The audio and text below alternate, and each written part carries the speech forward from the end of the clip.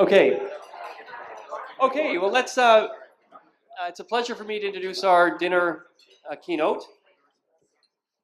She'll be talking to us about a number of things, but her primary research area is in reinforcement learning, which came up at least 3 times today that I noticed. So at first, Eric made a comment that I'm sure he will take issue with. Is Eric here? There he is. So I don't know if you, some people remember, he made this comment at the very end of his talk. He talked about a cake, and he said, "Oh, the supervised deep learning. This is like the icing on the cake, but the real cake is the unsupervised learning." He said, "Oh, and the cherry on top, that's reinforcement learning." Just to be totally clear, I got Jan. That's all right. Right, that's true. Right. That's true. You credit that to Jan. Anyhow, and that's true. And then you also said some people would disagree, like us. And certainly our keynote will disagree, I think. The second comment that came up, somebody made a reference to 2 styles of learning, mimicry versus goal-oriented. And so mimicry, what they were referring to there effectively is deep learning, and goal-oriented is what we're going to hear about tonight, in reinforcement learning. And also, in that same comment, somebody used the word curiosity. Like, how can basically computational statistics be curious? And we get sort of what feels like an illusion of curiosity through the various experimentation in the service of trying to achieve a goal. And we'll hear about that tonight. And then Avi, near the end of the day today, made a reference to reward function engineering. Where he was talking about the setting of the rewards.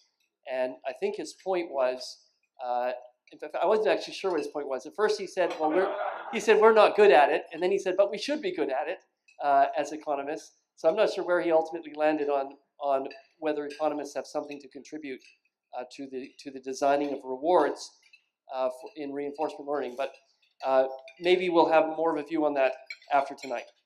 So Donna Precup is our keynote speaker, and she's a CFAR fellow, as was Alan today at lunch, and she's a professor at McGill University in Montreal, and heads the Reasoning and Learning Lab, and she's also the head of DeepMind's AI lab in Montreal. So we're really delighted you're here to join us. Thank you for coming. Thank you very much. Very happy to be here. So what I want to do basically is sort of start like very high level. And I think you probably are all already excited about the potential of machine learning to cause a revolution really in the way that we live and that we do things. But I just wanted to sort of recap sort of what's the reason behind the excitement, why now? And why specifically AI? And I think really our thinking is that just like the previous industrial revolutions have extended our physical capabilities, AI really has the potential to extend our cognitive power and to change the way that we do things, to provide us with tools that we currently don't have. Now, it's interesting that this field is called AI, right? Because AI is actually very broad. AI has been around since the beginning of computer science in the 50s and really has a lot of different pieces, right? Knowledge representation, reasoning, probabilistic modeling of uncertainties, and so on. But in some sense, it's machine learning that has been, in the last decade or so, the linchpin and the main piece of this puzzle. And progress in machine learning is really what has led us to what people now call the AI revolution. So I will really focus on machine learning. I'll sort of want to recap, first of all, what are the reasons why machine learning is so hot right now? So I've been in the field for roughly 25 years. And some of the people in the field, like Jeff Hinton and so on, have been in the field for much longer. And in all honesty, I was saying, AJ, I do the same thing today that I did roughly 20 years ago. The problems I was working on, unfortunately, are not solved. And I will tell you a little bit about them in a minute. But really, it's just in the last 2 years that people care. And that's really because just in the last 5 years or so, things are actually working, right? Working at a level at which these technologies seem to be somehow reliable and ready to deploy out there in the real world.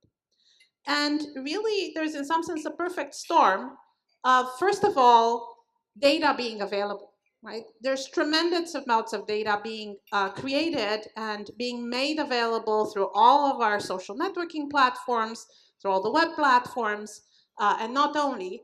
And so this is what people sometimes call big data. There's different flavors of big data. Really what we have is lots of examples with lots of different characteristics and an inability of people to process these amounts of data by themselves. And so people need tools in order to ingest the data. I think many organizations think that if they collect the data from their customers, for example, they're sitting on a gold mine. At the same time, I personally feel like you should really have a question in mind before you start collecting data. But the situation right now is people just have this stuff sitting around and they want to do something with it. A second sort of factor is the computation growth. So this is a log scale plot of the cost of one unit of processing, right? And this is going up really quickly. So our amount of processing per dollar has really exploded. And it turns out that machine learning algorithms really need a lot of processing power. So the fact that we have GPUs, we have fast processors, has really been the sort of the second factor pushing this revolution. The other interesting aspect of this is the growth of the speed of internet access, right? Almost the entire world is connected to the internet. We are all dumping our data on the internet, and it turns out that we can access it really quickly from anywhere. And so this has created the possibility for us to do computing in the cloud on the internet, to get all kinds of sources of data from everywhere. And of course, again, machine learning algorithms are very hungry for this kind of setup where you can access lots of data and do a lot of computation very quickly. And so this is all kind of playing into this revolution as well. And then a fourth factor is, in fact, the explosion of devices that are also connected to the internet.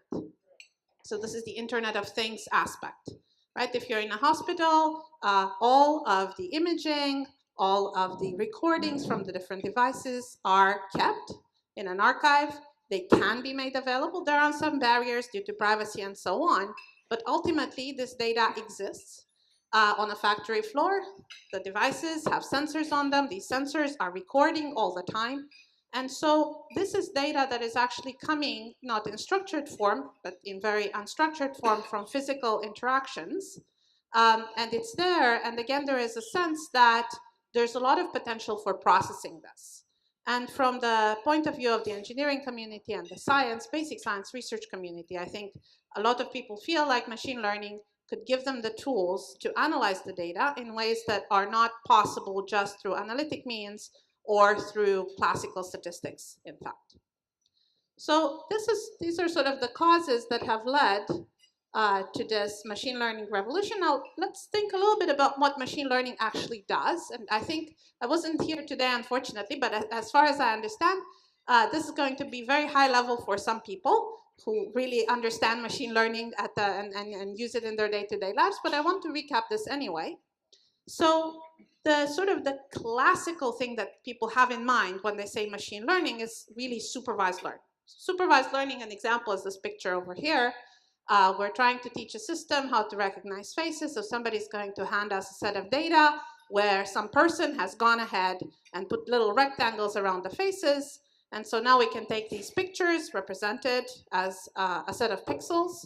And we can take these labels, which we take as ground truth. And we can teach a system how to map the input to these desired labels. And we can do various things like this, right? We can teach a machine how to recognize faces or cats, how to count faces in an image.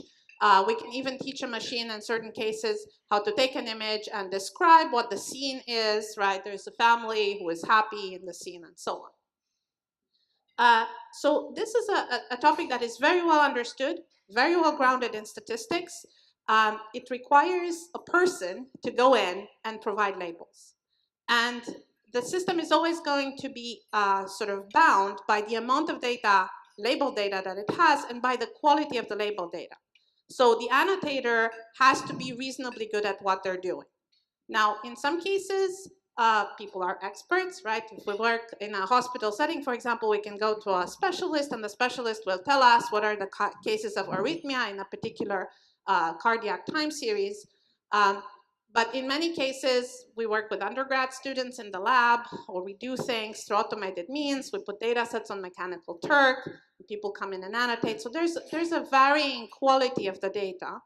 And it turns out that, of course, the data is kind of crucial for all of the machine learning systems. So this is a cartoon that you might have seen before of what a deep learning system looks like, right? It's a computational system that's made of very simple units. Each circle is a neuron. It's perhaps a linear function with a threshold.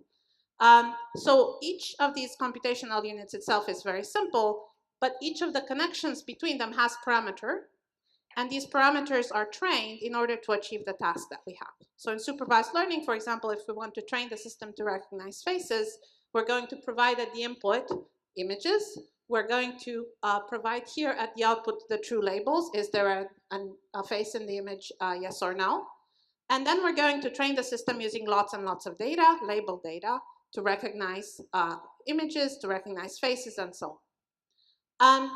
Now, this in some sense is very exciting because it's a little bit similar, at least superficially, to the way that the brain is structured, using simple computational units, where the complexity is really in the connectivity and the strengths of these connections. It's also interesting because in this case, we can actually look at each of these little individual pieces and try to understand what they do. And people have done this. There's various tools actually for visualizing what's going on inside of these deep networks now, a little bit perhaps like an MRI for an artificial neural network. And one can see, for example, that there's a neuron up there in the earlier stages of this network that is excited by seeing lines in a specific orientation, right? So this is actually kind of cool because you can also find this in the human visual cortex, right? These kinds of neurons that detect lines in different orientations. Now, if you look at neurons that are in the middle layers of a gadget like this, you will see them doing more complicated things. And in particular, if you're trying to teach a network to recognize faces, you might actually see neurons that kind of activate where a pattern like a face appears in the image. Okay? So that's nice, gives us a good feeling that perhaps the network is learning something kind of reasonable. You also can see here, and in fact, in many of these networks that are trained with internet data, that they have cat neurons, okay? Now, why do they have cat neurons? Well, because a lot of the data that we get from the internet has cats and dogs in it, and in fact, we have really, really good systems for recognizing cats and dogs and different breeds of cats and dogs. So that brings the point that really machine learning is not just about the algorithm, it's really a lot about the data. And the data that you feed the algorithm, the quality of that data, the nature of that data really influences what you see at the output. And that's sort of a key point that is perhaps not as present in other more classical flavors of computer science. If you think of, I don't know, sorting algorithms, let's say, no matter what data you put in, the algorithm is guaranteed to give you the right answer. Whereas in the case of machine learning, the algorithm will give you an answer that crucially depends on the data that you gave it in.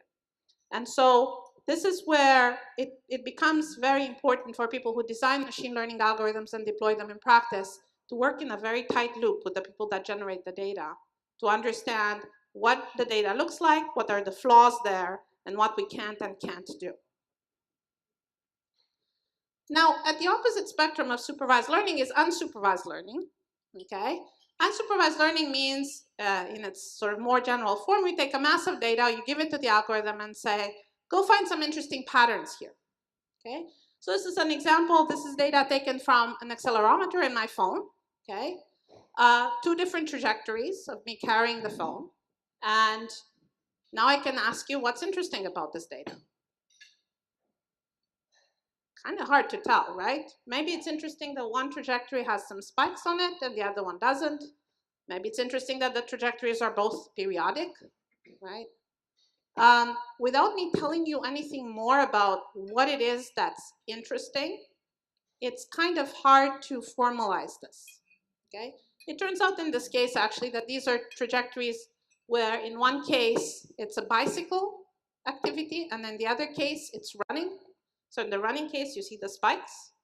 But of course, if you knew that I'm really looking for models that differentiate these two activities, you might look for something very different than if you're just sort of gazing at this picture.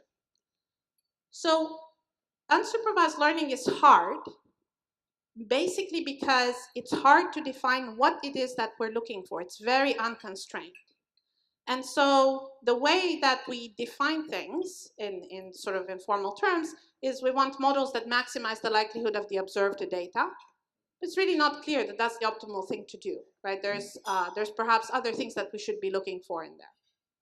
So I know Jan Lukken is really keen on unsupervised learning. I feel like it's an interesting problem, but too hard. And so I work in a field that's exactly sort of in between supervised and unsupervised learning, and that's called reinforcement learning, okay? Now, if I understand correctly, you have seen a little bit of mention of algorithms that are related to reinforcement learning today. I think if you have pets or kids or significant others or parents or other entities like this, you already have performed reinforcement learning on somebody, right? So reinforcement learning really is about getting the system to do something by setting up a reward structure. And then you let the system go, and the system tries to optimize its long-term returns. And so our input is sort of minimal. We just provide these rewards, and we kind of trust the system to do exploration and to figure out what's the best way to solve the problem. So there's, this is a really theory that comes, in fact, from psychology and animal learning. So over here, actually, you have a picture from Peter Schischkol's lab at Concordia University, which is this little mouse that's doing reinforcement learning. It's learning how to press a sequence of levers in order to get a food pellet. So the food pellet is the reward. And the interesting thing is that the animal does not know to begin with what's the right thing to do. It's never told what's the right thing to do. We have no way of communicating this. So it has to try out different combinations of levers until it receives the first reward. But then actually animals learn very quickly what's the right thing to do, and they learn to generalize. And there's a lot of interesting literature in neuroscience about different ways in which animals and living organisms implement this. So we do exactly the same thing, but with artificial agents. We put an agent in an environment. We provide the agent with a way of observing things about the environment. That's its perception. We provide the agent often with a way to take actions in the environment. And as a result of these actions, the agent observes a reward. That's a positive or negative number. And the goal of the agent is not to maximize what it receives immediately, but actually to maximize a long-term return. There's various ways of formalizing this, many of them inspired, in fact, from economics. One sort of standard thing is if you think of the infinite horizon, we might actually want to maximize the reward per time step that the agent receives. And so the agent may be willing to sacrifice some immediate short-term rewards in order to obtain much bigger rewards later. And that's the reason why we still have universities, because if people didn't think that way, nobody would be doing grad school. So there is sort of three interesting features to reinforcement learning. One is that we let agents do learning by trial and error. The second one is that the reward is often quite delayed, does not happen right away. And then there's an interesting exploration-exploitation trade-off. So the agent needs to decide, do I want to do the thing that I believe is best based on my current knowledge, or do I want to actually try out something new in the hope that that's going to pan out better, right? And that's an interesting thing. And all of this happens in a sequence, in an interaction with the environment. So the recent big success that perhaps you have heard about of this type of method is this Go playing program, AlphaGo, and the newer version, which is AlphaZero. And so just to sort of make it a little bit more clear, what is the setup here? You have a program that looks at the board. That's its perception or the state. We can encode the board with +1s, 0s, and -1s, depending on whether there's a white piece or nothing or a black piece at any given point on the board. So it's very easy to do that. The actions are just the legal moves in the game. And then the reward is only obtained at the end of the game. At the end of the game, we know whether you won or lost. If you won, you get a +1. If you lost, you get a -1. So you can see that the reward really is very delayed. You might have done something really good right in the middle of the game, but you will not know that until the end of the game. So it's a hard problem. The agent needs to explore. But interestingly, this is a problem that we can solve by very pure reinforcement learning, basically by taking agents that play games against themselves and sort of feeding the state information, the board information through a deep network and propagating back the information that we get through the reward. Now, because the reward is so delayed, we can't just use the reward. So we need a helper network. The helper network basically is going to take any board and try to evaluate what's the likelihood of us winning from this board position. And that network is going to help us understand what are the good moves, because we can use it even in the middle of the game. We don't have to wait until the end of the game. And that's really the network that gets trained by this algorithm. Now, the interesting bit of this is not only does this algorithm actually become really, really good, better than anybody at playing Go, but it invents new ways of playing. And that's because we don't put in any prior knowledge or any bias that we might have about what's the right or wrong way to play the game. The algorithm is never told, you should have done this move at this position. That would be supervised learning. It just plays game and discovers what to do. So that's kind of exciting, also perhaps a little bit scary. This is just an evolution showing the ELO rating of the program as it spends days playing Go. And it does play a lot of games, a lot of simulated games, right? This is the whole x-axis is 40 days. But actually, after about 21 days, it reaches master level, and that it only gets better, and it becomes the best program in the world, and beats all the people that it plays against. So this is very exciting for people like me who have been working in reinforcement learning for a long time.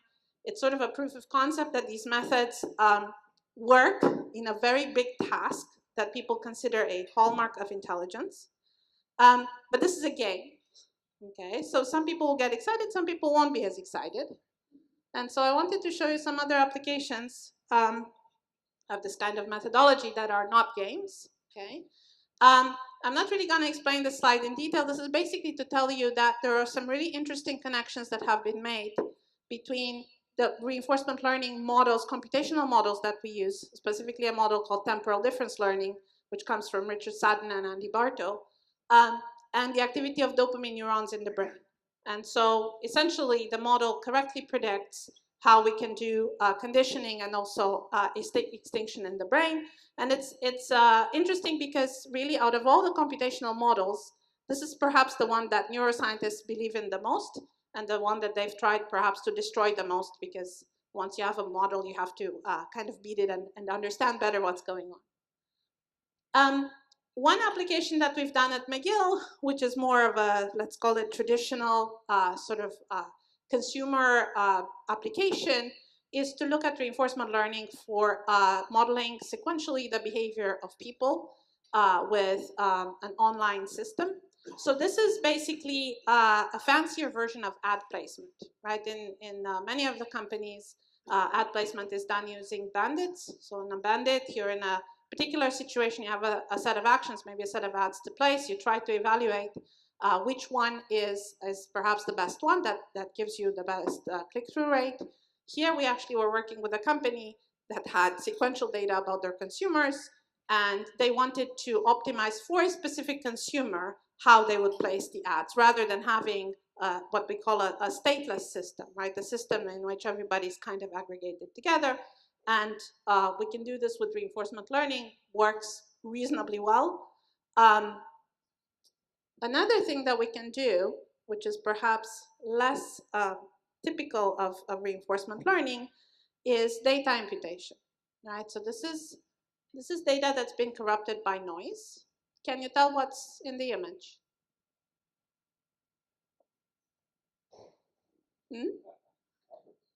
It's numbers, but they're very bad, right? So we've taken some data from this sort of classical MNIST data set, and we've perturbed it with some amount of noise. In some cases, a lot of noise, and we have a reinforcement learning system essentially learning sequentially how to fill in the numbers and how to correct the images. So again, this is not the typical application of reinforcement learning, but it's easy to formulate this problem as a reinforcement learning problem because we have data where we know what the identity of each number should be, and so we have a clear reward function, and the system can just observe what's in the image and decide how to fill in pixels, and it does this bit by bit. So that points to some utility perhaps of these algorithms to repair data that is actually kind of bad. Now, I want to tell you a little bit about the things that we can't yet do and that are interesting to think about, okay? And I will start at the place that's important to me because I have 3 kids, okay? And the issue of who's gonna cook and clean and do all these things around the house is rather important because in a family with 2 professors, that's a non-trivial issue. And so it would be nice if I could have a robot that does these things. They're sort of mindless activities. But actually, if you think about an activity like cooking dinner, it's very complicated. And it's complicated because it involves reasoning at really multiple levels of abstraction, right? So there's some high-level decisions, like what kind of recipe do we want to make tonight? Do we want Italian? Do we want chicken? What is it that we want to cook?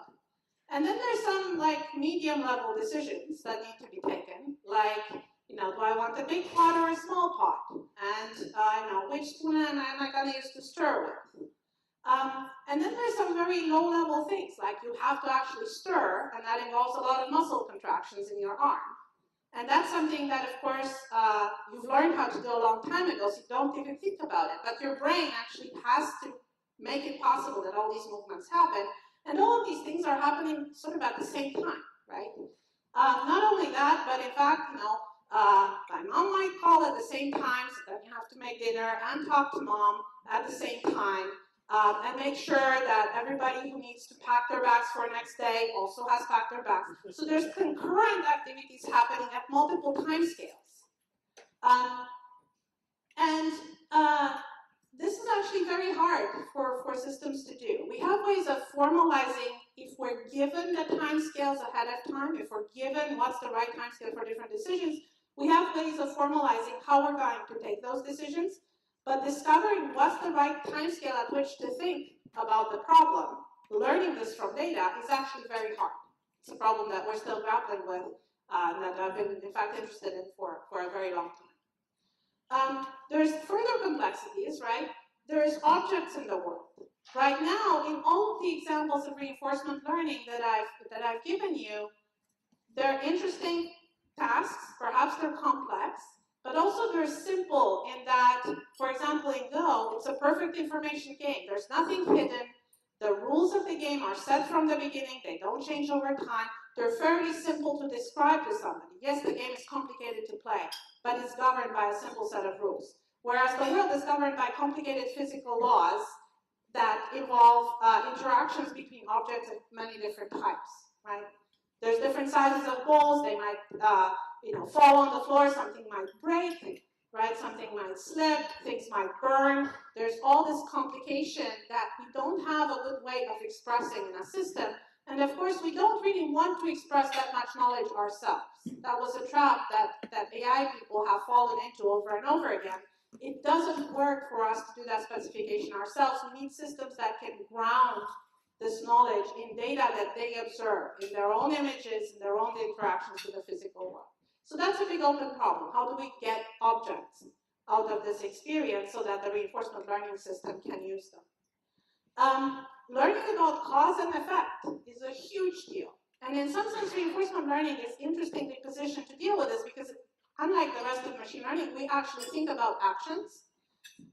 But we think about actions in a very simplified way. We think there's a state, I did something, and then there is the next state of the system, and there's some reward that I got. Now, the reward information will propagate back through time in interesting ways. But the state to next state transition is thought of in terms of just a big model that thinks about what are all the possible things that could happen in the world. That's too big, and that we can't learn efficiently. And we need ways to understand that if I push the ball off of the table, it's really me who has caused this ball to fall down. And it's not the cat, it's not one of the kids, there's no point in getting mad at them, it's really my fault, right? And that's the kind of understanding that our current systems don't really have.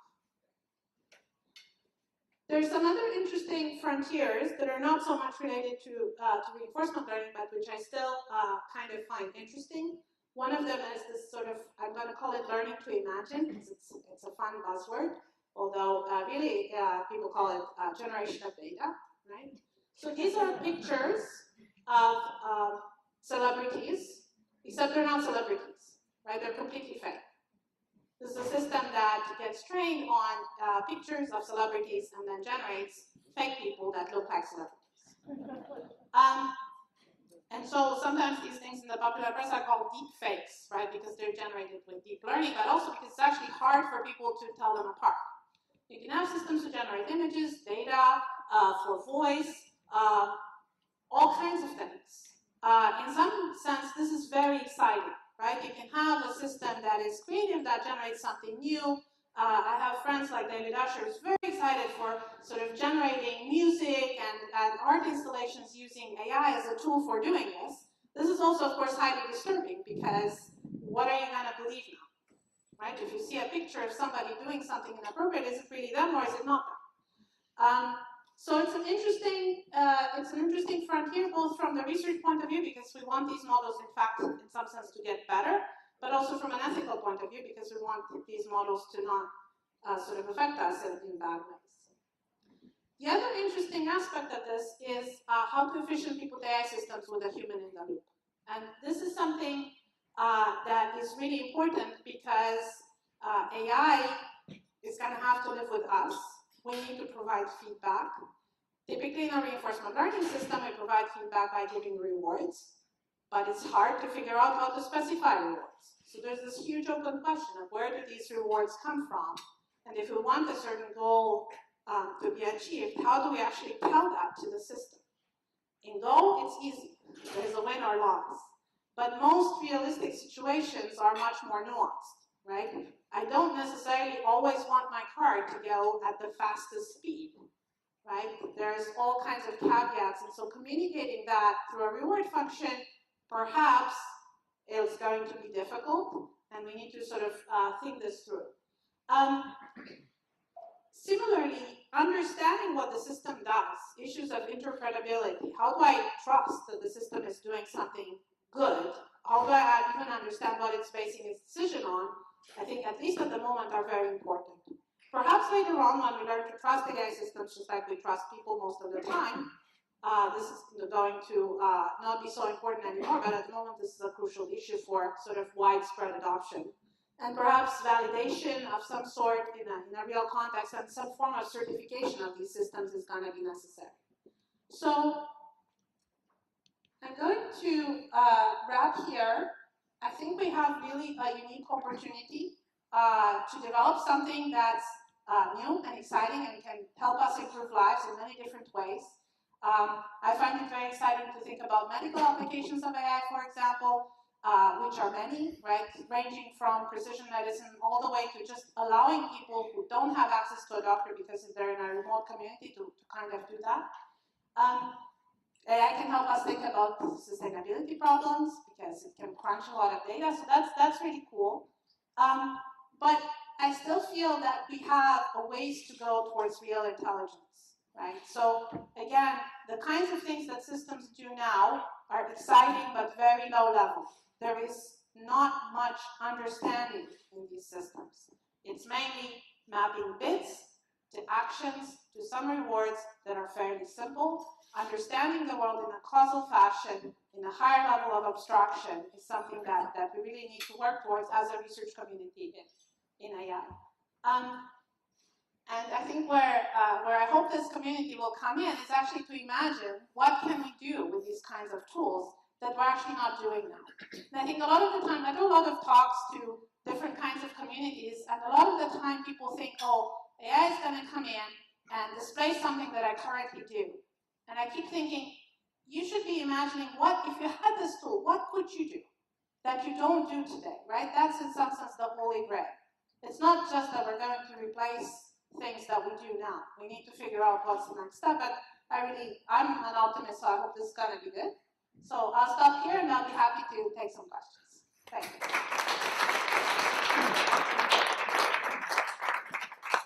Hey, wonderful. Thank you very much. Questions? Pass the mic around. So we used to have a branch of psychology called behavior. Yeah, it's on. Okay. The dominant line of thought in psychology for many decades was behaviorism, with Skinner's notion of operant conditioning, which is basically reinforcement learning, and that got discredited in the cognitive revolution. Did it just get discredited because we didn't have all of this back propagating? Or the behaviorists didn't have all of this apparatus of back propagating systems and all of this stuff. If they'd just been a lot more sophisticated, would we still be in the behaviorist world? So I think really the reason why this was discredited is that it's a very sort of narrow view that this is the one and only thing that's going on. And I think what we have come to understand is that reinforcement learning is a key piece of how the brain works, but it's embedded in a certain type of neuronal activity, which is essentially the dopamine neuron and these reward systems in the brain. There's a lot of other stuff going on that we do not still currently understand from the point of view of psychology and neuroscience, and that right now, also from the point of AI, we don't really understand. So one of these examples, for example, is memory and attention. It's a huge topic for AI systems. What do you decide to remember? Right now, this is something that mainly we program in, right? Certain data we keep and other data we throw out. Backprop allows us the benefit of kind of ingesting all data that comes through in some form, but certainly in some cases that's not the optimal thing to do, right? For example, it makes you forget things that are very salient that a person would never forget, right? Events that are very surprising, for example. So neither from an AI perspective, I think, nor from a neuroscience perspective do we really understand how the memory system works very well. And if we did, probably we would be able to cure many diseases and make much better AI. But we're not quite there yet. Now, is reinforcement learning going to help there? I still feel like reinforcement learning is a very good basic block, but there's other things, other pieces of the puzzle that we probably need that we don't know yet. Hi, thanks for a very interesting talk. There are a lot of examples provided of very successful applications of AI.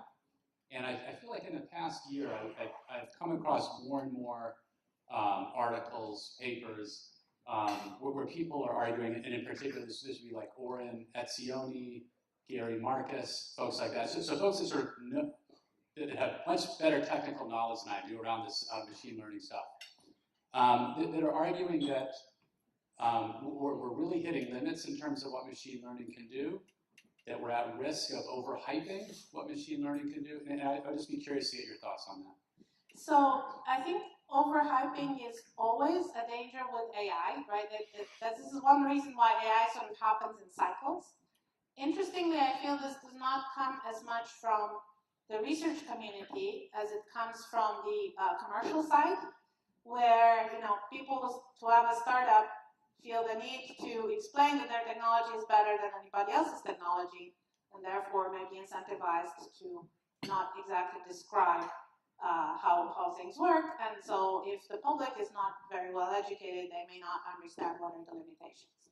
And this is where I want to emphasize that While there are a lot of successes, these successes are in very specific cases, some of which are very large subsets of AI, right? Like labeling images is, deep nets do an amazing job of this specific task, but it's a narrow task.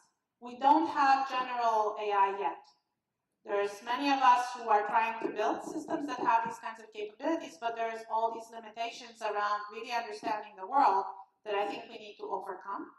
And whether this is important from a practical point of view or not, it's not yet clear, right? So that's the other issue is, I think a lot of companies come in and they say, oh, we want to apply the deepest convolutional net to our data. And I look at their data, and there's not enough data, and there's other simpler ways of solving the problem. So I also feel that there's a lot of help that could be had from simple approaches that we already understand, that work fairly well. And perhaps that is the first step. Thank you. That was a great talk. So I'm wondering how much you think the future continues to be one of big data. Humans learn from fairly small samples. So what do you see as the trajectory for the research in terms of smaller samples? So in almost no practical applications that I encounter, actually I have big data in terms of the number of examples. So like I said, I do a lot of work with doctors. If you have pathology, if you get 200 patients, 500 patients, you consider yourself really lucky. So it might be big data in terms of number of features, but it's really small data in terms of number of examples, and that's really what constitutes the problem. And so we need algorithms that scale with that. Now, there is this branch of machine learning called transfer learning that aims to do this by taking large amounts of data, pre-training some models, and then fine-tuning them with small amounts of data. This is very exciting. It's one of these technologies that people have found exciting for a long time, and we're still kind of looking for the big splashy result there. And it's not really entirely clear why we haven't had it yet. Maybe we just don't have the right application domain yet. But I think transfer learning is one of these sort of sub-branches of machine learning that holds some promise there.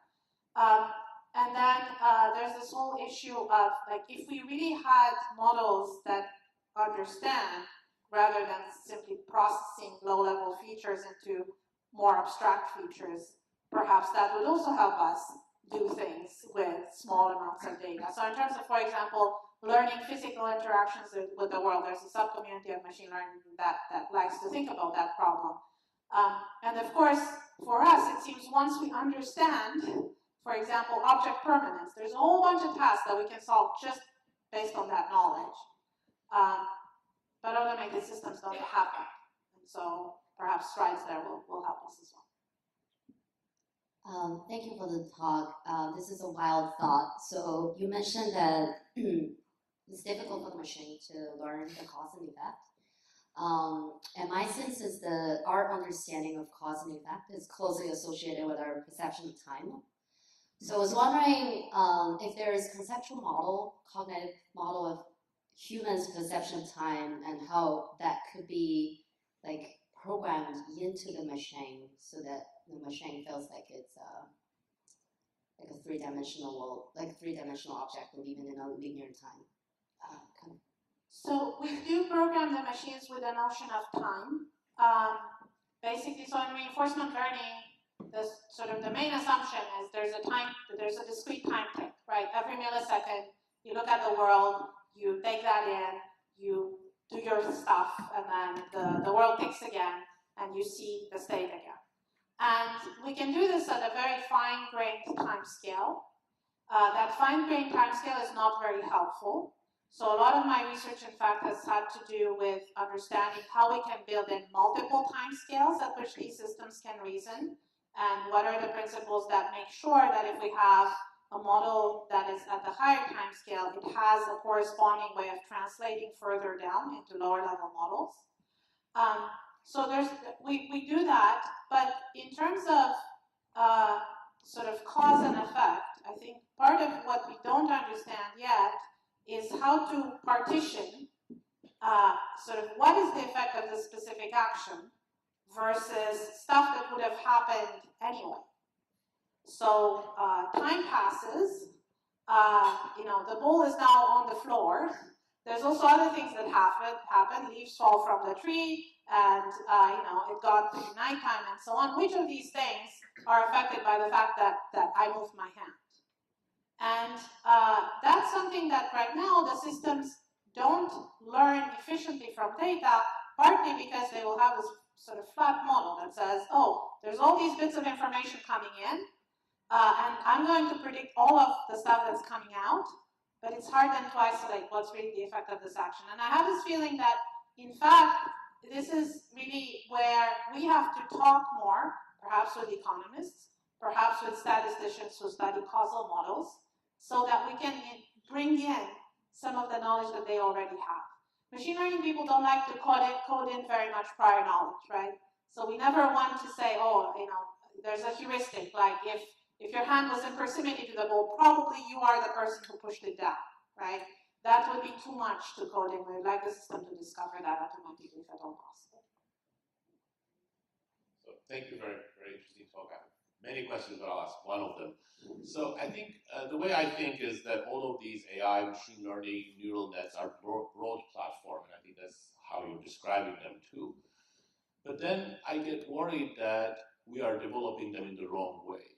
So essentially, we have a couple of companies, Google, Facebook, Amazon, Microsoft, that have specific needs for this type of technologies. And it's extremely dominant, and that determines the path in which these get determined. So at MIT, I see a huge number of students interested in machine learning, but all they want is go and work at Google or Facebook. And that's a very specific application. And from an economic point of view, it's a very specific type of use of these technologies. So what I would like to hear is whether you think this really is completely irrelevant, or whether it's actually having an effect on how these technologies are being developed. So can you reassure me, or should I really be worried? So I will have to reassure you. I think that so the machine learning community on one hand always has their eyes on general purpose technologies. So technologies that in principle could work with any kind of data. And it's also a very open community in the sense that we have a very strong open publication model and open sourcing model. And so all the major players put their code out there, put their algorithms on archive. There's all these papers floating around, too many of them, right, to digest, but lots of papers floating around with all kinds of models. So in some sense, that's reassuring because you know what's going on in the research community, and you can access that. It's not behind patents, it's not behind closed doors, it's available to anybody. And it's available really to anybody who has access to the internet, because you can also get credits to do computation in the cloud from any of these big companies. And if you're an academic in a third world country, you can probably get this for free. Now, there is the sort of the flip side of it, which is, are we as a research community sort of collapsing onto a small set of methods? And that's an interesting question, which has less to do with, I think, where people are, whether they're in these big companies or not, and has more to do with sort of the social structure and the conference system, which is how we do things in machine learning. And it is true that machine learning goes through waves of things that people consider interesting. So when I was a graduate student, I started in machine learning. Nobody cared about reinforcement learning. They thought it was way too hard. Let's not think about that. But supervised learning was all the rage, and people liked kernel machines and support vector machines. So my first NIPS was 600 people, which I thought was huge. But those 600 people, probably half of them did support vector machines, and then we went through a graphical model stage, and now we're at this deep learning stage, and people are looking at reinforcement learning, and the community of people who are interested in reinforcement learning really has grown. Now, there are trends for sure, but I think that's partly because people feel like there's moving. What I want to emphasize is we need research in all fields not just in machine learning even, but we need research across the board in all fields of inquiry. We need research in the rest of computer science, we need research in psychology and neuroscience, we need basic research to happen in all fields so that we don't collapse onto small things. And I think in machine learning, this is happening somewhat now through the academic institutions, because while in industry there are certain sort of clusters of applications that are very strong and certain clusters of methods that are very strong, I think the academic institutions still have a very broad interest in all different kinds of methods. And we need to keep that. We need to keep that alive through public funding of research, of basic research. Donna, I find the results of AlphaGo and AlphaZero very fascinating. Though part of the reason why it works is that it's really a milliseconds to achieve an outcome in those experiments, because it's completely done in simulation. And we had a talk today at lunchtime where we're talking about chemistry experiments that might take on the order of like several minutes to complete and observe an outcome. My favorite example to sort of conceptualize is sort of in agriculture, where it may take an entire growing season to observe an outcome, or even in medicine, where you might perform a treatment and then you have to wait for the course of that treatment to complete. So what's your view on the applicability of reinforcement learning to very long-term outcome type of situations? Yeah, so that's a great question, and it has to do with both the delay, the outcome, as well as perhaps how easy is it to evaluate the reward function. If the reward function is very expensive to evaluate because it'll take you an hour experiment to do it, right, then maybe that's difficult. So a lot of the progress in reinforcement learning has been done in domains where we can write a simulation, and that simulation is reasonably good and reasonably faithful to the task. And then we can train an agent using lots and lots of simulated data. And then there's this like little problem at the end, a little bit like transfer learning. Sometimes people call this sim to real, where you take an agent that's trained in simulation and then you deploy it in the physical world, in the real world, and you tweak it a little bit so that it works. I think this is, with the current technologies that we have in reinforcement learning, this is where we can hope to make the most progress. And some of the open questions that we have, like learning more interesting models of the world, for example, perhaps causal models of the world, has to be studied in that context, because right now, data efficiency is not the forte of these algorithms. Now, how do you actually do reinforcement learning in the real world? In this sense, is either you build a simulation, but if you cannot build a simulation, then essentially what you need to do is grab as much data as you can and use it for many different purposes. So this is sort of the problem of off-policy learning in some sense. You have data that's been generated somehow, not for the purpose of a reinforcement learning experiment, but now we take that data and can we ingest it efficiently through a reinforcement learning algorithm to learn about it. So we can't do the trial and error anymore. We are bound to whatever batch of data somebody has handed to us. That, of course, limits the space of things that are possible, right? Because we only have the actions that they actually happen to take. But there are quite a few algorithms now that aim to generalize from this kind of information, and it's getting there. It's not turnkey. It's hard. It's a hard problem. And, of course, it requires a lot of data, so if you don't have a lot of data, it doesn't work very well, because these methods are even more variance than usual reinforcement learning. But that's kind of the path for doing this at the moment. The other alternative, of course, is going to be to try and figure out if there are proxy reward functions that we can use that are faster to evaluate, right? So maybe I don't want to get an expert to give me the rewards, but maybe I can make up something that's reasonably good and it'll train a reasonable agent. And that's, again, a big open question, how to do that in a good way. Sort of goes back to task decomposition.